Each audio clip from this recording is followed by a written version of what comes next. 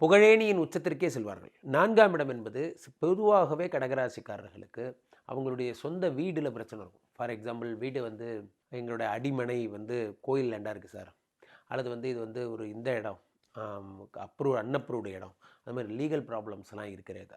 அதை குரு பகவான் பார்க்கும் பொழுது அந்த பிரச்சனைலாம் சரி பண்ணிடுவார். சொந்தமாக வீடு வாங்கக்கூடிய ஃப்ளாட்டு நானே சம்பாதிச்சு வாங்குறேன் அப்படிங்கிற மாதிரி 12ஆம் இடத்து 4ஆம் இடத்தை குரு பார்க்கும். உயர் பதவி, உயர் கல்வி, இப்போ படிக்கிறதுக்காக ஆக்ஸ்போர்டு பல்கலைக்கழகம் போகிறது, கேம்பிரிட்ஜ் போகிறது, அதெல்லாம் ரொம்ப சாதாரண விஷயம் மேடம், அவங்களாம் பண்ணுவாங்க. அடுத்து குரு பகவான் 12லிருந்து 7ஆம் பார்வையாக 6 பார்க்குறார். 6ங்கிறது கடன்.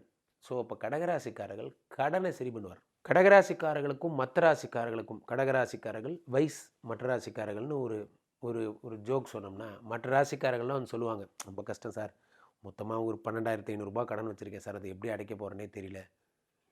ஏய், அவன் இங்கே 12 லட்சத்தை வச்சு சுற்றிட்டு இருக்கான், நீ வெறுப்பு ஏற்றாதப்பா அப்படிங்கிற மாதிரி தான் கடகராசிக்காரர்கள் நிலையே. என்னென்னா, நீங்கள் எல்லாம் பெரிய அதாவது சாதாரண இவங்கெல்லாம் ஒரு பாம்பை பார்த்து பயப்படுறாங்க, நீங்கள் அனகோண்டாவை தோளில் போட்டு சுற்றிட்டு இருக்கிற ஆட்கள்.